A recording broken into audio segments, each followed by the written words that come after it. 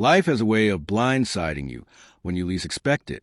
One moment, everything feels stable, and the next, you're watching the foundation crumble beneath your feet.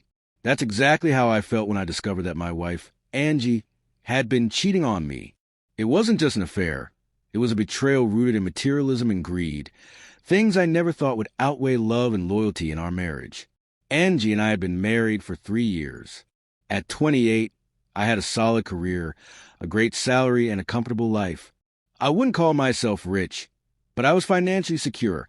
I never had to worry about paying rent or affording everyday comforts. Angie, 27, and I both came from modest backgrounds, and I always assumed that we shared the same values when it came to money. I knew she liked nice things, but I never thought of her as someone with extravagant taste. She wasn't obsessed with luxury brands, though she avoided cheap knockoffs. I thought I provided a lifestyle that made her happy. I was wrong.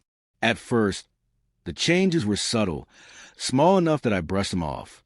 Angie started caring more about the brand she wore, not just how the clothes looked. I assumed it was just a passing trend, influenced by social media and the endless stream of influencers flaunting their designer wardrobes. But as time went on, her expectations grew. She started comparing our relationship to those of her friends, specifically the ones who were dating wealthy men. She would casually mention how a friend's boyfriend had surprised her with a pair of expensive Italian shoes or a designer handbag, then sigh dramatically while looking at me. I tried to explain my perspective. I wasn't against spending money on her, but dropping thousands on a handbag seemed unnecessary. Still, when her birthday came around, I caved and bought her one of those overpriced bags. She was thrilled at first. 6 months later, I noticed she had stopped using it. When I asked why, her response floored me. "It's out of fashion," she said casually, as if that justified discarding something worth a few $1,000s.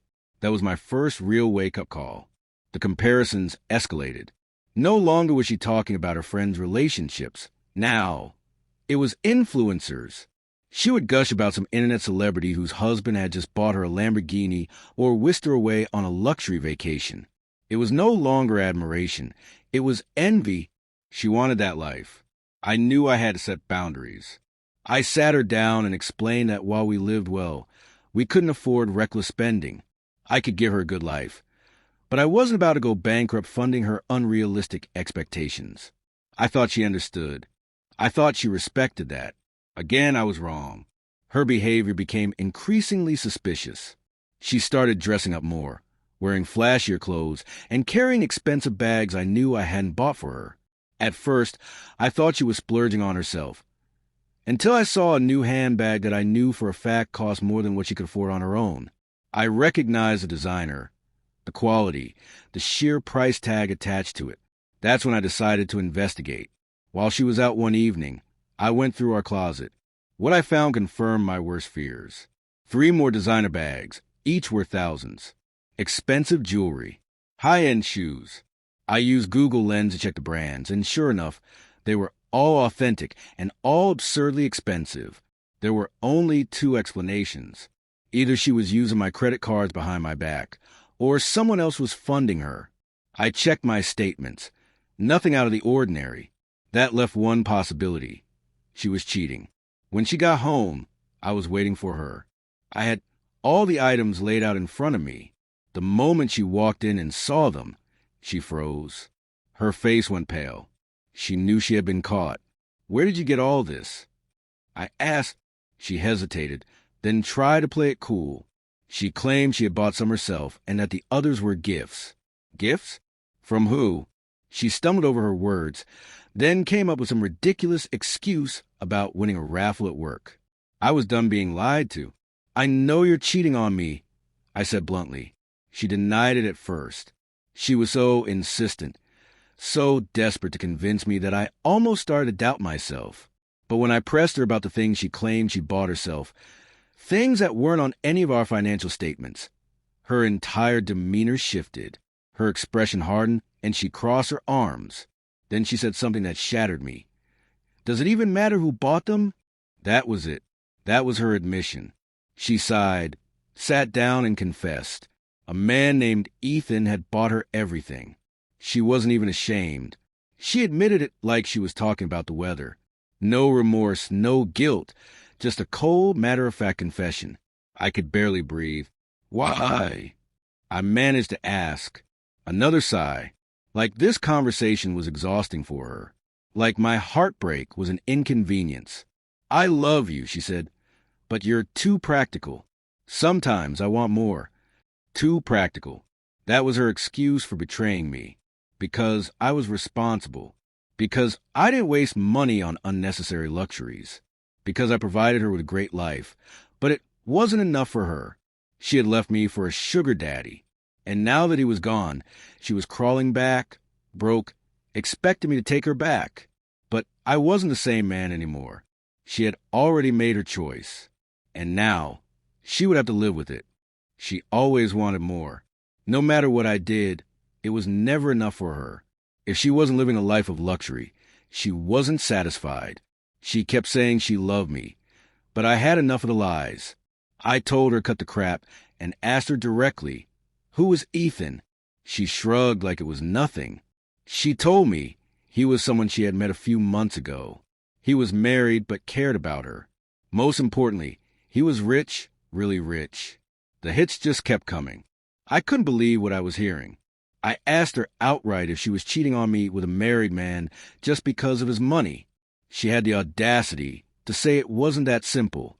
I laughed bitterly and told her to go ahead and explain. According to her, she and Ethan had feelings for each other, despite both being married. She claimed to understand him in a way his wife never could, and in return, he treated her the way she believed she deserved. They were waiting for the right time to leave their spouses, so they could be together. I sat there in silence, letting her words sink in. From the moment I suspected she was cheating, I knew there was no saving our relationship. But hearing her admit that she had already been planning a future without me, that hurt in a way I wasn't prepared for. She watched me, waiting for a reaction, then weakly said, "I'm sorry." I didn't answer. What was there to say? Eventually, I stood up and walked away, heading to our bedroom. I started packing her things. I was done. I didn't want her in my house for another minute. A few moments later, she followed me into the room, demanding to know what I was doing. I told her plainly I was kicking her out. She looked genuinely surprised, like she hadn't just admitted she was planning a life with another man, as if she actually expected me to just accept it. She could go live with Ethan for all I cared. That's when she started shouting, accusing me of not fighting for her. I let out a bitter laugh. Why would I fight for another man's mistress? She made her choice, and now she had to live with it. She kept arguing, but I ignored her. Once I packed her essentials, I shoved the suitcase into her hands and walked her to the door. I told her she could come back for the rest of her things later, but she wasn't staying here another night. Eventually, she realized I wasn't going to change my mind. She gave up trying to convince me and stormed out. And just like that, everything we had fell apart. It was shocking how quickly it all crumbled. Looking back, the hardest part wasn't losing her. It was realizing she had only been with me for financial security. That stung. At least now, I was free to find someone who actually cared about me, not just my ability to pay the bills. If Ethan wanted her, he could have her. He could deal with the mess she brought with her. A lot happened after that. Angie wasted no time filing for divorce. She told me that she and Ethan wanted to move forward as quickly as possible. She even claimed that Ethan would start his own divorce as soon as ours was finalized. She made me an offer. If I didn't drag things out, she wouldn't ask for alimony or make any demands. She figured she didn't need anything from me since she was about to be rolling in cash. I was torn. Part of me wanted to make this as difficult as possible for her. She had wrecked my mental health, shattered my trust, and left me doubting everything. But another part of me just wanted to be done with her. The sooner she was out of my life, the better. In the end, I took the deal. We had a quick, simple divorce. Angie wasted no time flaunting her new life. She flooded social media with pictures of expensive gifts, designer accessories, and videos from high-end restaurants. It felt like she wanted me to see what I was missing. Maybe she did. Or maybe I was just projecting my own unresolved emotions. I won't lie, it stung. Not because I wanted her back, but because it confirmed that I had never really meant anything to her. Our years together, our marriage, everything we built. It was all meaningless to her the moment a wealthier man showed interest. I focused on rebuilding my life. I threw myself into work and rediscovered old hobbies to keep busy. I didn't start dating. I wasn't ready for that.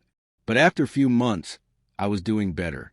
I stopped checking her social media, and the bad nights became fewer and farther between. The betrayal still hurt, but I was making progress. Then, just as I was starting to feel like myself again, Angie came crawling back. It started with a simple text. Hey! I stared at my phone for a full minute before locking it and tossing aside.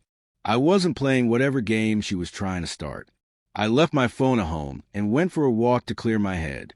The next day, another message. Can we talk? No, we couldn't.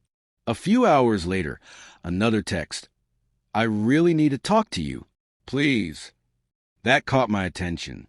Angie wasn't the type to beg. If she was reaching out like this, something had gone wrong. I debated whether or not to respond. My better judgment told me to ignore her, but curiosity got the best of me. I finally replied, asking her what she wanted. She answered almost immediately, asking if we could meet in person.